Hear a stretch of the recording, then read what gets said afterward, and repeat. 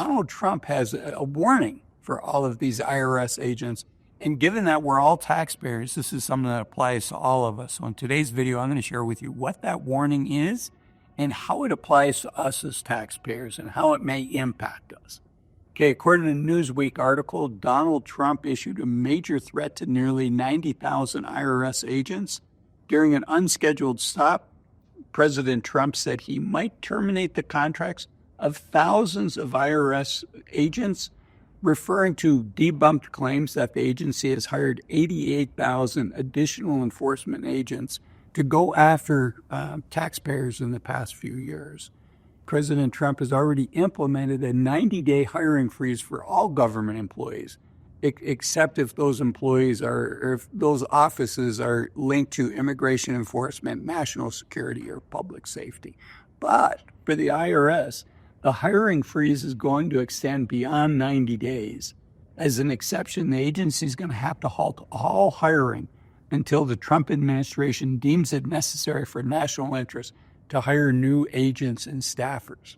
So what does that mean for us? Well, I'm surprised that the IRS is going to have to stop all hiring, because there are people involved, obviously, in getting our returns processed. When we have questions as we're filing our taxes, there's a service component to the IRS, and then there's also an enforcement component to the IRS. So what does this mean? It may mean that it takes longer to get stuff back from the IRS.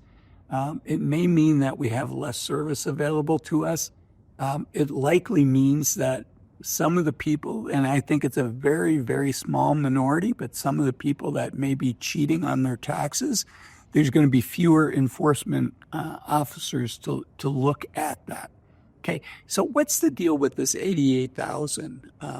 Is it really 88,000 agents? And this gets back to the service component. So CNN Politics wrote an article, 5 Reasons Why Republicans Claim about the 87,000 new IRS agents is an exaggeration. And there's 2 main reasons. The first one is that figure, that 87,000, refers to all employees, not just enforcement agencies. And that came from a 2021 Treasury report that said that the IRS could hire an additional 87,000, essentially, employees over the course of a decade with the $80 billion investment that the Inflation Reduction Act under Joe Biden was passed. Okay, but many of these new hires are going to be replacements. At the time of the article last year, then IRS Commissioner Charles Reddick told lawmakers that staffing has shrunk to the 1970s level, and the IRS would need to hire 52,000 people over the next 6 years just to maintain current staffing levels to replace those who would otherwise leave or retire.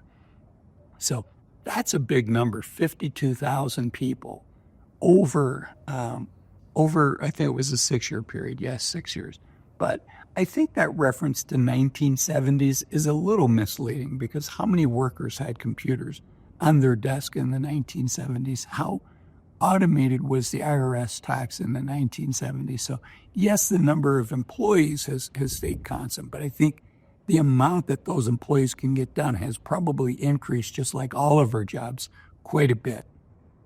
Okay, the Inflation Reduction Act dictated that $45.6 billion would go towards strengthening enforcement activities, including collecting taxes owed, providing legal support, conducting criminal investigations, and providing digital asset monitoring.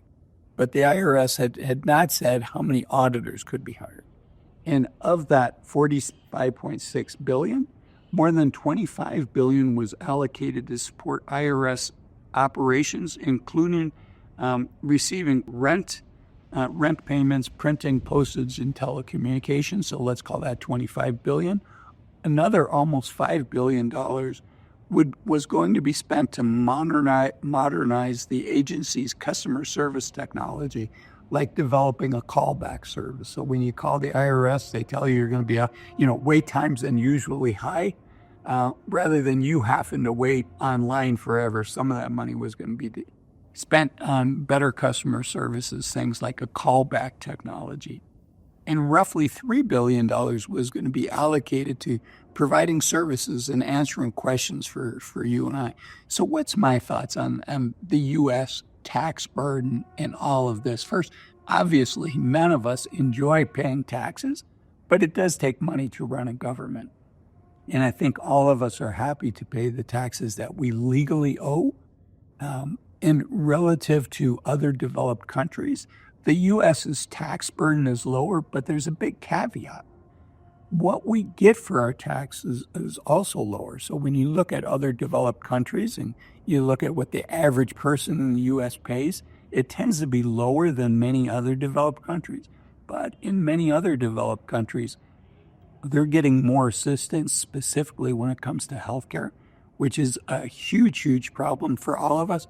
So it's not just what we're paying, but it's what we're getting in services back.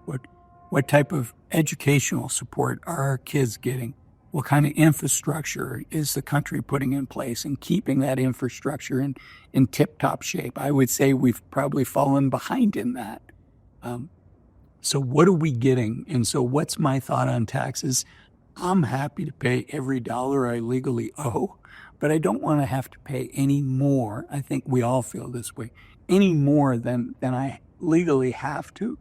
And that's why I think it makes sense for a lot of us to use a professional accountant. It's not right for everybody. But if your taxes are even just a little bit complicated, I think filing U.S. and state taxes is one of the big values out there, actually. Don't tell my accountant I said this, but I think for the amount of work that they do, and then they're also, if they're co-signing on your tax returns as the preparer, they're also taking some liability as well. And I personally, I just looked at this, for the first 17 years of my marriage, I've been married about 35 years. For the first half of that, my wife handled most of the taxes, and it was always a stressful time for us. So halfway through the 35 years, I said, you know what, I'll start doing the taxes, but I'm going to hire a professional to help us out because it's not worth the angst. It's not worth the stress. So it's not as expensive as what people think. If tax time is a stressful time for you, I would encourage you to reach out to an accountant and get a quote. Get all your documents together, show them last year's documents. And if you have an accountant that you're using, just make sure that they're not just operational. Many accountants are very good operationally filing your taxes, but I think it's super helpful to have somebody that's strategic, somebody that you can go to and say, hey, in 3 years and 4 years and 5 years, I'd like to be in a lower tax bracket, or when I retire, I really want to make sure that I'm being tax efficient, and talking about that ahead of time. Just make sure that you have somebody that can talk with you intelligently about that and help you, because taxes is one of our largest expenses. Another thing that's a huge decision is when we decide to retire, which is why I made this video up here. Why waiting to 65 to retire might be a big mistake.